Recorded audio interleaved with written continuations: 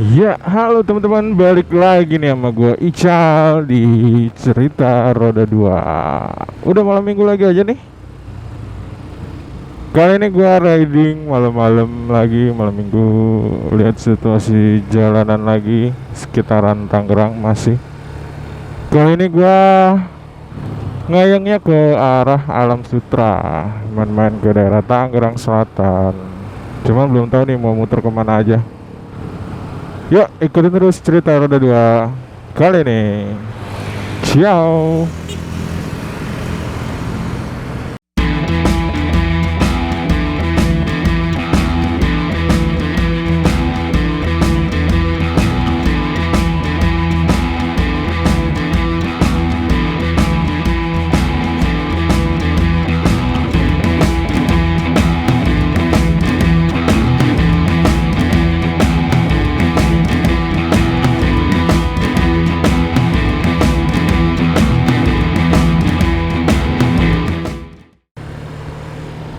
Ya, seperti biasa, kalau kita lihat nih malam minggu masih sama kayak malam minggu di minggu-minggu sebelumnya.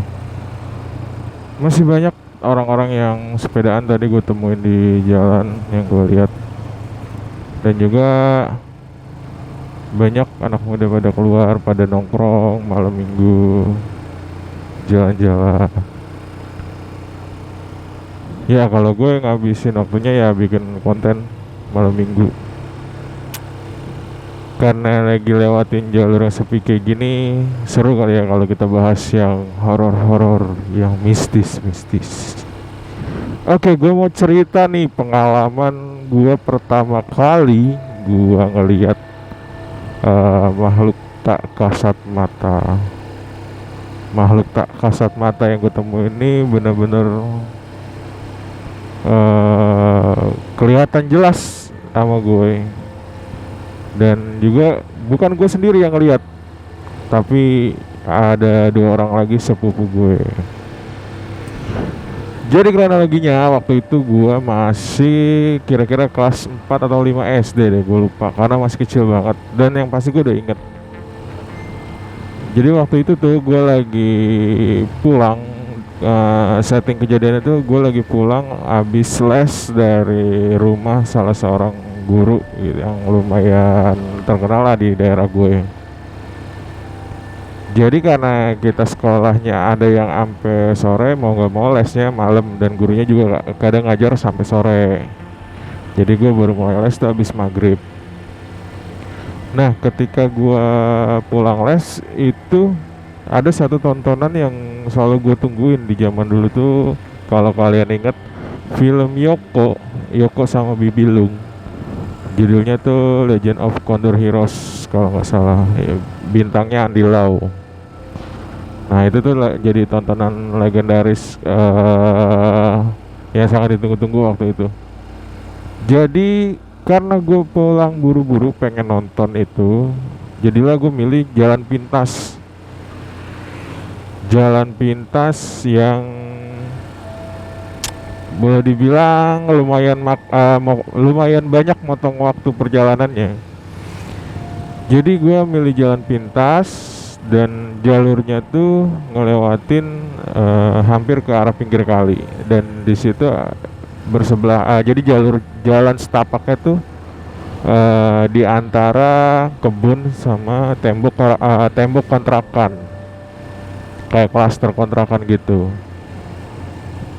Setelah nggak jauh keluar dari rumah guru les gue, nggak ada aneh-aneh yang gue temuin. Nah setelah mulai masuk daerah kebun di antara kontrakan dan jalanan itu yang gue lewatin, sebenarnya masih nggak ada apa-apa. Tapi mulai berubah ketika gue ngelewatin tembok kontrakan sebelah ujung. Jadi gue jalan sambil ngobrol lah bertiga. Begitu udah di ujung kan sudutnya siku tuh, jadi belokannya ke kanan, beloklah ke kanan. Jalan masih sambil ngobrol, dan selang bangsa 5 meteran, 7 meter deh, Kita semua tuh bertiga kayak ngerasa ada sesuatu di belakang dan kita nengok. Dan pas gue nengok sama sepupu-sepupu gue, jeng jeng, muncullah ada sesosok makhluk yang bentuknya itu sebenarnya familiar. Jadi bentuknya itu bentuk hewan. Kalau gue bilang bentuk kucing, bentuknya itu kucing, cuma ukurannya sama warnanya itu beda.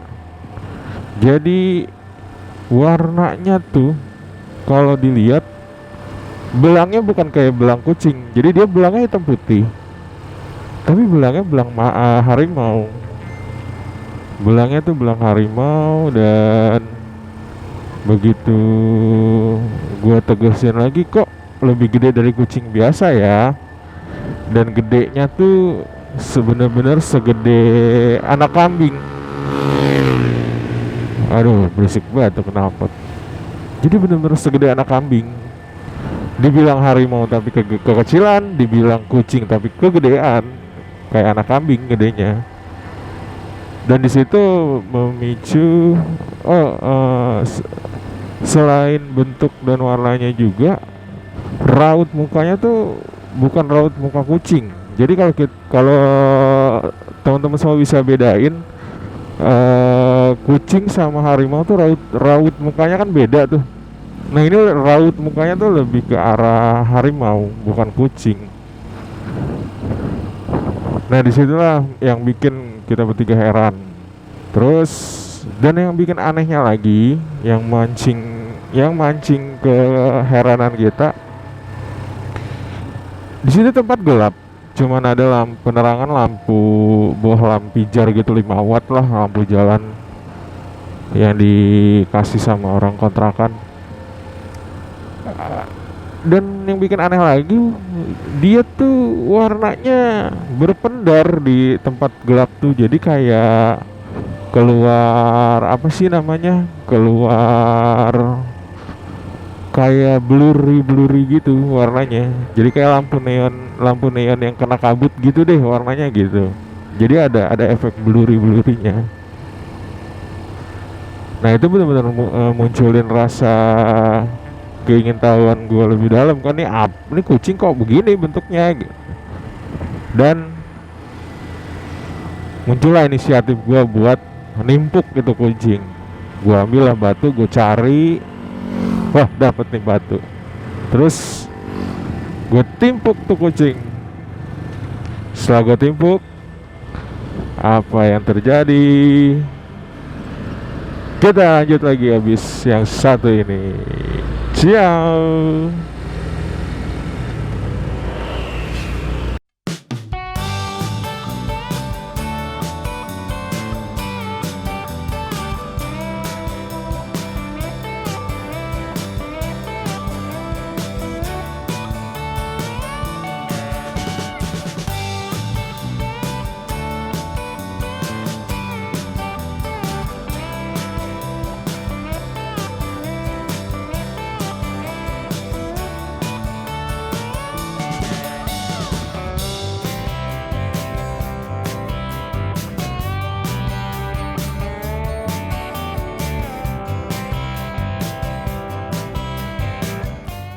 Ya, jadi teman-teman, sebentar gue setting dulu.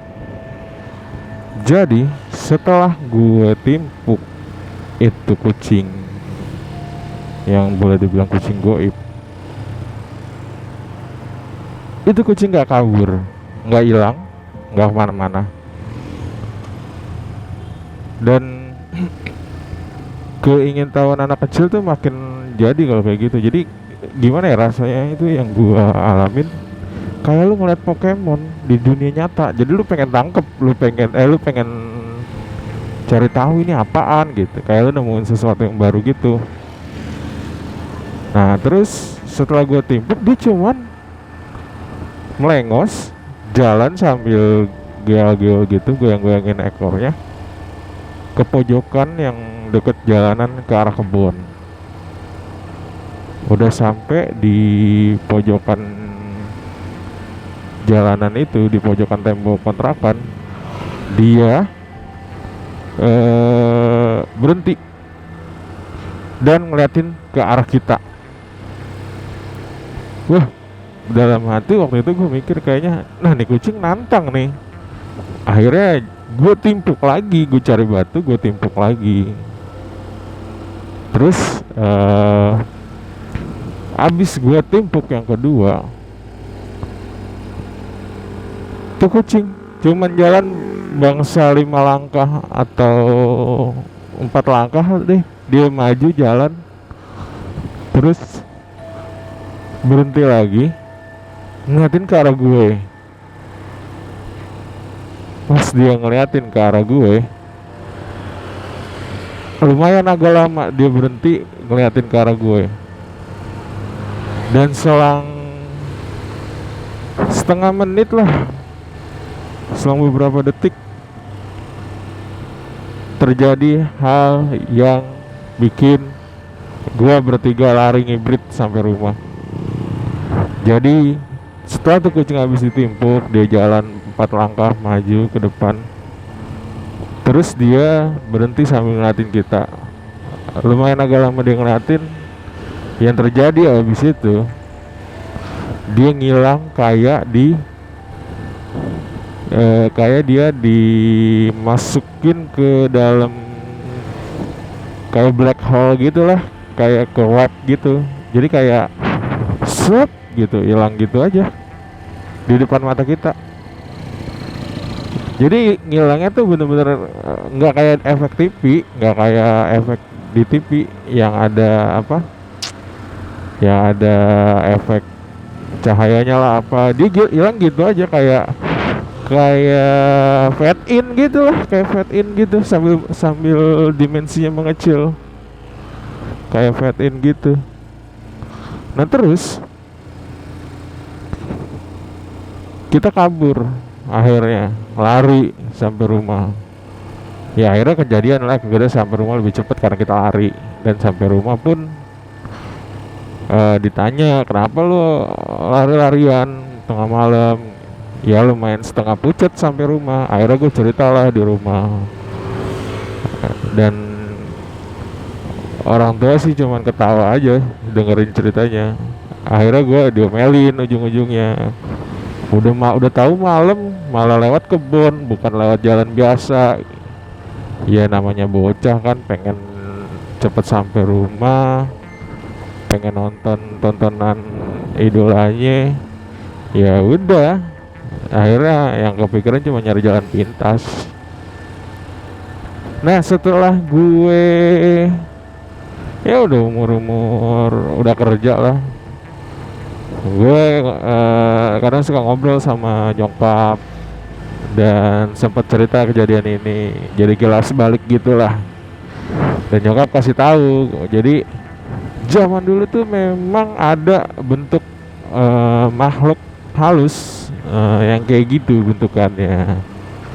Jadi mungkin ini salah satu informasi yang bikin nambah khasanah ensiklopedia perhantuan kalian. Jadi hantu ini, si jin ini emang bentuknya ternyata bentuk harimau gitu, bentuk macan kalau orang bilang. Jadi kenapa dia bisa ada di situ dekat kebun? Jadi mungkin zaman dulu pernah ada yang miara dia di situ. Dan memang cerita orang-orang zaman dulu, jin ini sering dipakai orang, dipiara untuk jagain kebun. Nah, jagain kebun dari apa? Nah, ikutin terus di cerita Rada 2 ya. Setelah ini gue kasih tahu ke kalian. Ciao.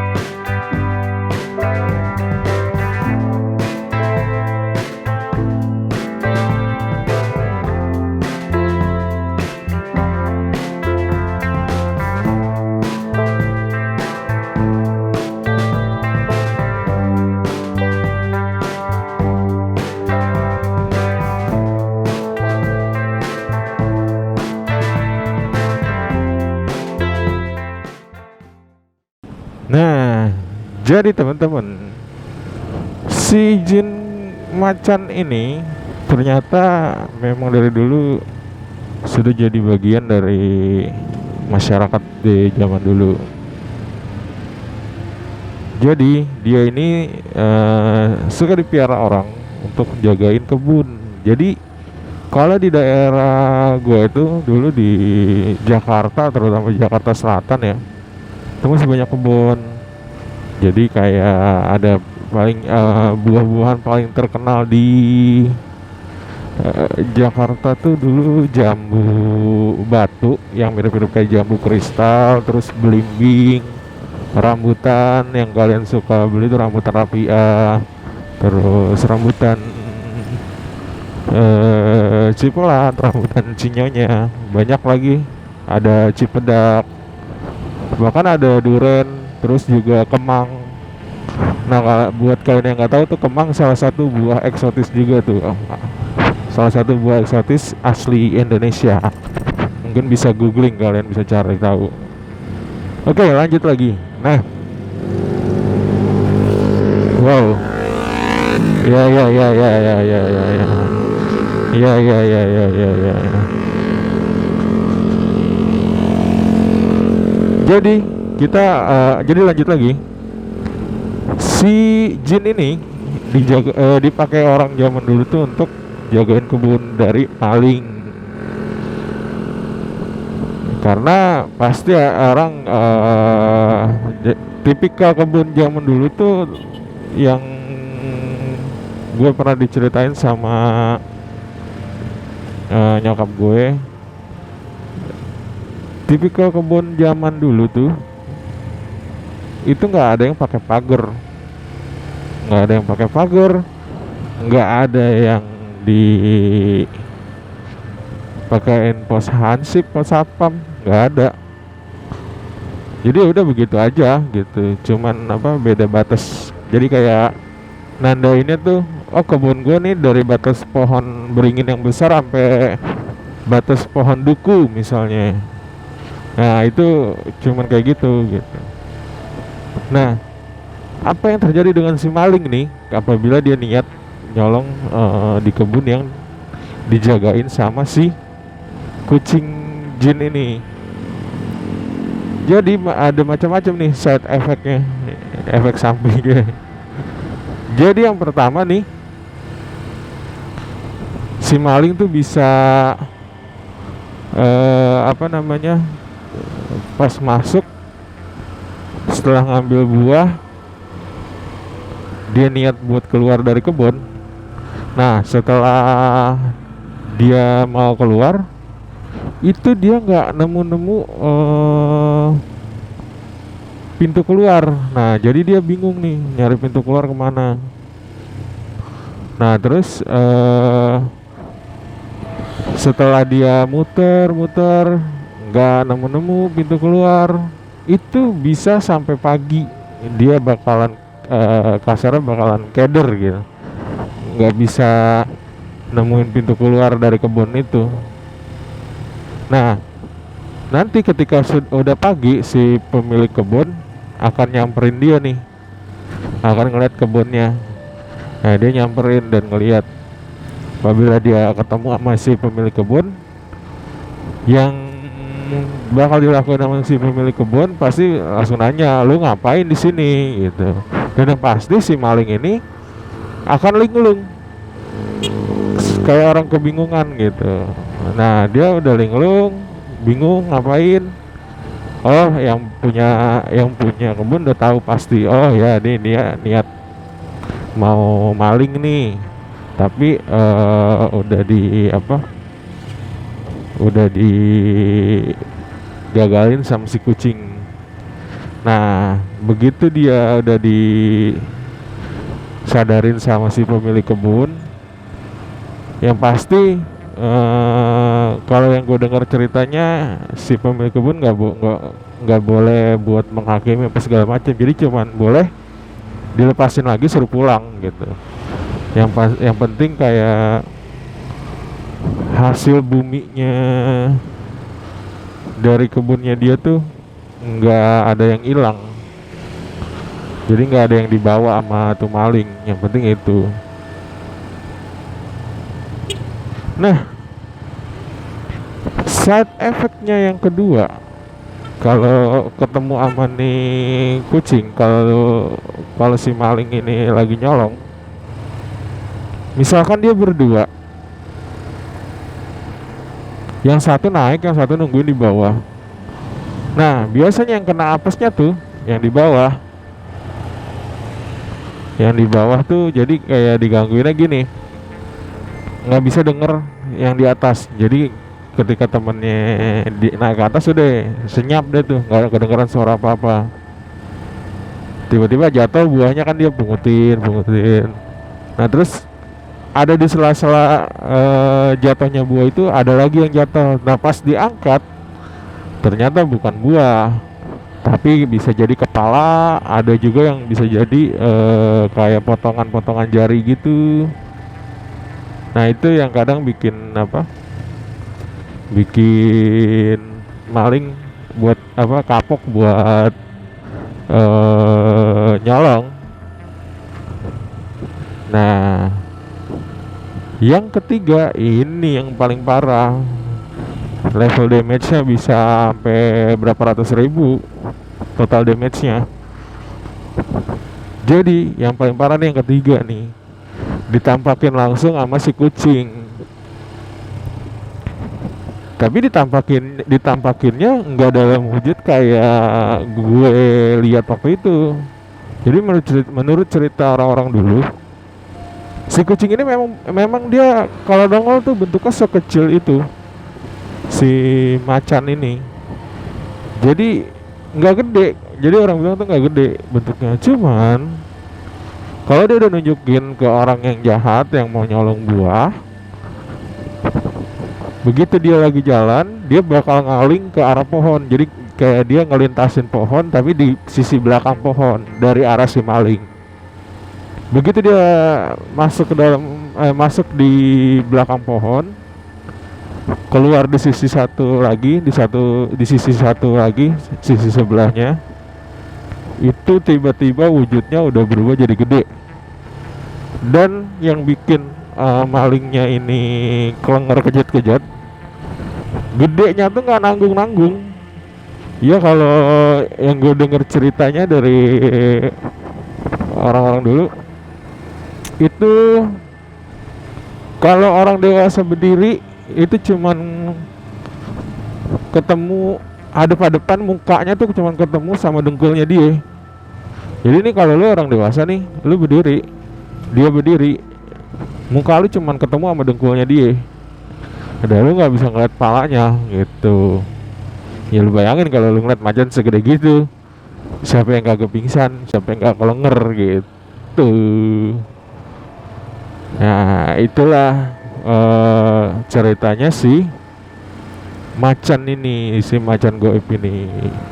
Banyak sih julukannya, dia ada yang bilang macan apa ya, bukan macan sih, ada yang bilang namanya wajiin lah, apa gue nggak ngerti deh, ada aja sebutannya. Jadi kayak masing-masing daerah punya dengan bentuknya sama, mungkin sebutannya beda-beda. Contohnya kayak makhluk jadi-jadian kayak palasik. Nah itu kan di daerah tertentu dipanggil, ada yang palasik, ada yang palasiak, palasia kalau di daerah Minang ya kalau nggak salah. Lasia kayak apa, dengan penyebutan logat Minang deh. Mohon maaf ya kalau salah teman-teman yang dari Minang. Mohon dibenerin di komentar kalau mau dibenerin. Terus ada yang bilang kuyang, dan bahkan sampai ke negeri seberang di Thailand mungkin atau Filipina ya kalau nggak salah, jenis makhluk jadi-jadian yang sama itu ada. Nah di si makhluk ini sebenarnya setelah kebun-kebun itu nggak ada, kemungkinan masih ada di lahan-lahan tersebut gitu. Jadi mungkin waktu itu yang gue dikasih lihat sama dia, Dia udah lama di situ, mungkin dulu di situ bekas kebun apa mungkin, jadi dia ada di situ. Dan gua kebetulan ngeliat, ya mungkin ada dua kemungkinan kalau udah ketemu papasan kayak gitu. Jadi gua yang apes atau dia yang apes sebenarnya kalau udah papasan kayak gitu. Ya tinggal kita tos-tosan aja siapa yang apes. Oke deh teman-teman, mungkin segitu aja dulu cerita singkat mistis dari gue, mistis cerita horor dari gue buat mewarnai video-video di channel Cerita Roda 2. Mungkin nanti kalau suasana udah membaik, kalau suasana udah nggak ada lagi nih COVID, kita bakal riding rada jauhan lagi, mungkin explore ke arah Tangerang, Serang, mungkin gue pengen ke arah sana karena ternyata banyak banget tempat-tempat bagus di sana. Yang menurut gue bagus juga bukan semata-mata bagus yang instagramable yang bisa dibikinin sinematik apa segala macam, tapi bagus buat jiwa sama raga gue, buat healing, buat rehat, ngerehatin mata sama pikiran yang yang udah penat dengan keseharian kerjaan gitu. Jujur ternyata daerah Banten tuh banyak banget tempat-tempat bagus dan belum pernah buat datengin. Oke deh, gue mau lanjut cari makan dulu buat gue, buat yang di rumah juga, buat kesayangan. Cerita Roda 2 kali ini di cerita horor. Cerita horor, oh, apa ya sebutannya? Mungkin ada singkatannya. Yang gue kepikiran sih di video ini pengen gue kasih nama segmennya tuh miring, yoi, mistis riding alah. Oke deh, sampai jumpa di mistis riding berikutnya. Masih banyak cerita-cerita mistis dan horor yang bakal gue bagikan untuk kalian. Jadi pantengin terus di Cerita Roda 2. Sampai ketemu lagi di Cerita Roda 2 berikutnya. Masih sama gue Ical. Gue Ical pamit dulu. Sampai jumpa di Cerita Roda 2 berikutnya. Ciao. Ngeng.